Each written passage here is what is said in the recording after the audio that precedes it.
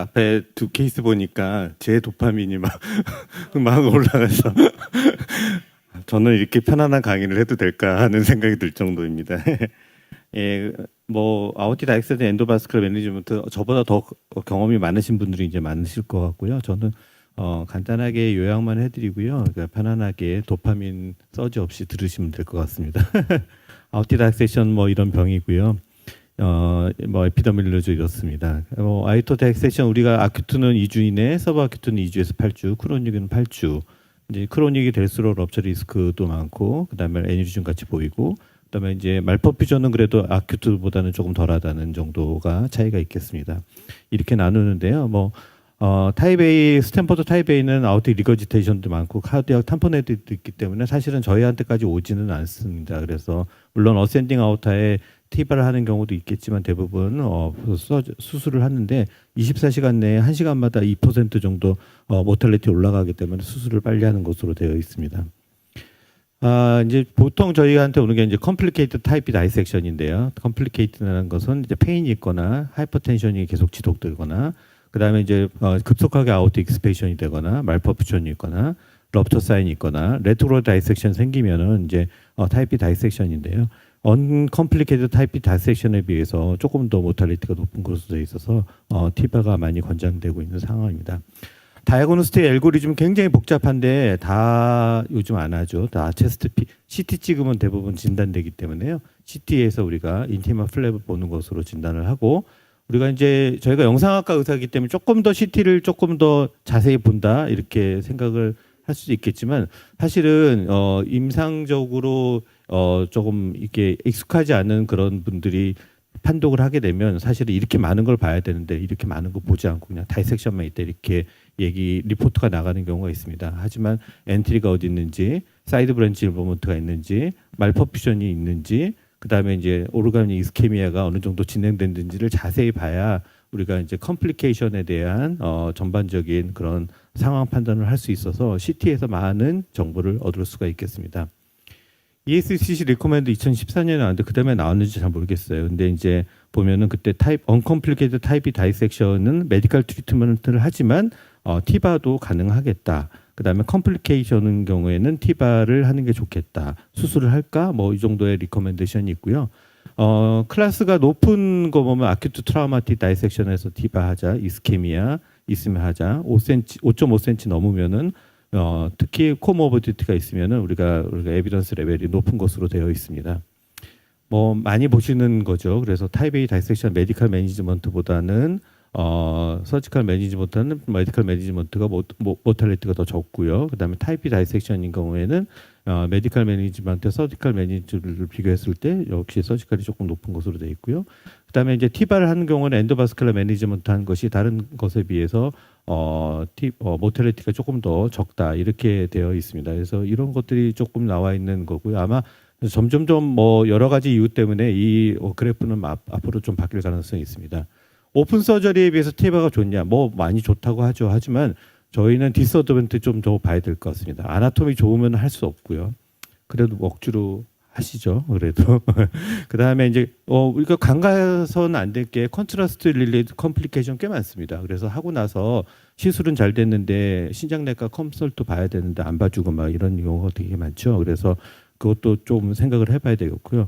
더 중요한 거는 세컨더리 리인터벤션 많습니다. 하고 나서 맘 편하게 저희 영상학과 의사들은 대부분 이제 환자 보내놓고 나면 맘 편한데 하고 나면 계속 뭔가 문제가 되고 크로닉 다이섹션인 경우에는 특히나 하고 나서 뭔가 레트로그레이드로 익스펜션 된다든지 하는 경우가 많기 때문에 세컨더리 리인터벤션이 많다. 그렇기 때문에 라이프롱 평생 팔로업 해야 된다는 그런 단점이 있어서요. 우리가 테바하기는 좋겠지만 우리가 디스어드벤치를 항상 생각을 해야 될 것 같습니다. 테바의 뭐 레쇼날레는 이렇고요.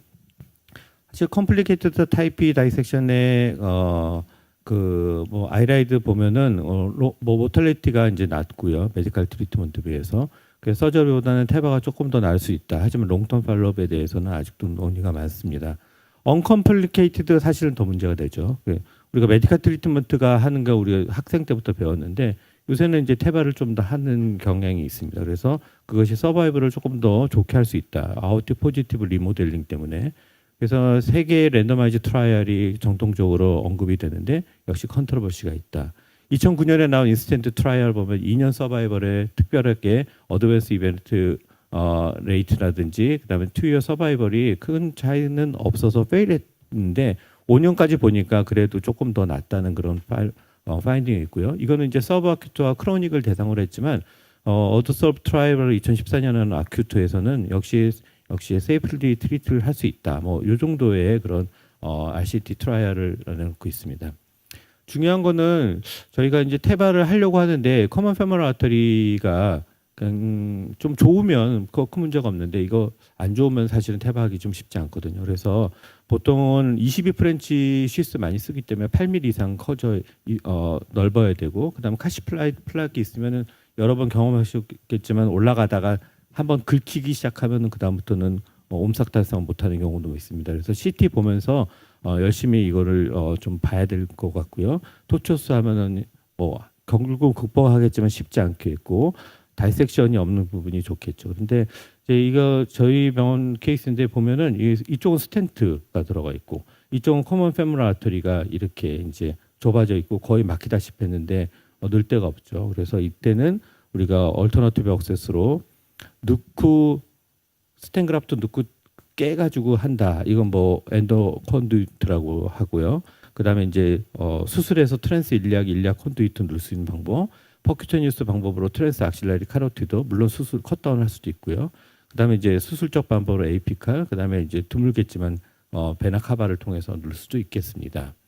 그다음에 아우티 채널은 큰 문제가 되지 않지만 이렇게 굉장히 토처스하고 특히 애니리즈말 체인지가 있을 때는 이게 잘 극복 못하는 경우도 있죠. 그래서 와이어에 스루 앤 스루 테크닉을 하는 경우도 있고 그다음에 엘브에다가 받고 이제 하는 방법도 있고 하는데 60도 이상 되면 다 이런 일이 일어날 수 있기 때문에 이제 유념을 해야 되겠습니다.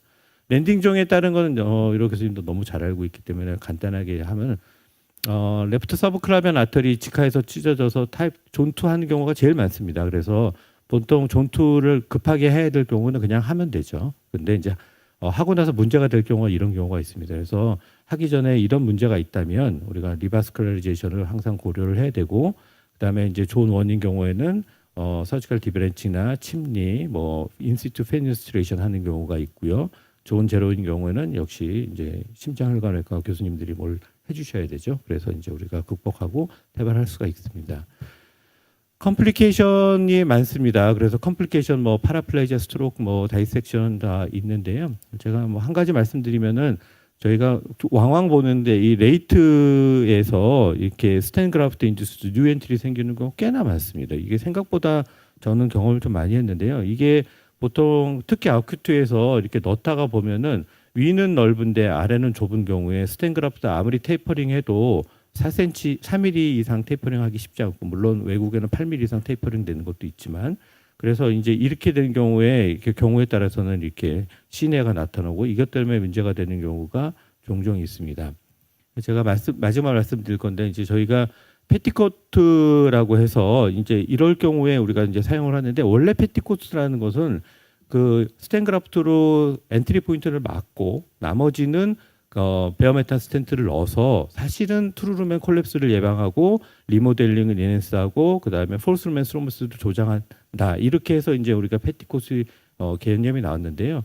사실은 이게 시내를 예방하는 데 좋습니다. 그래서 먼저 베어메탈 스텐트를 넣고 그다음에 이제 그 베어메탈 스텐트 위에 우리가 조금 더 오버사이징 되는 스텐그라프트를 넣어더라도 우리가 시내가 발생하지 않겠다 이렇게 생각을 할 수가 있겠습니다. 모디파이드 페리코트 컨셉트라고 하고요. 이렇게 했을 때 우리가 12개월 팔로우를 해보면 스롬보시스 되는 거나 소락식에서는 특히 폴스맨 스롬보시스가 더 잘 일어나고 압도멘에서도 스롬보시스가 보다 잘 일어나는 것을 볼 수가 있어서요. 모디파이드 페티코트 테크닉이 특히 타입 A 다이섹션 특히 컴플리케이티드 아큐트 타입에서 굉장히 유효하다고 생각을 할 수 있겠습니다. 제 강의는 여기까지입니다. 예, 감사합니다.